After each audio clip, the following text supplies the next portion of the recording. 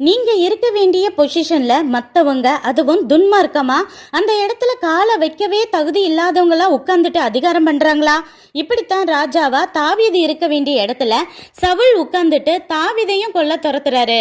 யுத்தத்தை பாக்குறதுக்கு முன்னாடியே கோலியாத்தை தனியாளா ஒரே கூழாங்கலால வீழ்த்தினவருக்கு சவுலை கொல்றது ஒன்றும் பெரிய விஷயம் இல்ல. ஆனாலும் தாவீது ஓடினதுக்கு காரணம் பயம் இல்ல. தேவன் அபிஷேகம் பண்ணின சவுலை தனக்கு கொல்ல அதிகாரம் இல்ல. தேவனே சவுலுக்கு சத்ருவா மாறி என்ன செய்யறாரோ செய்யட்டுங்கிற தேவ பயம் மட்டுமே காரணம்.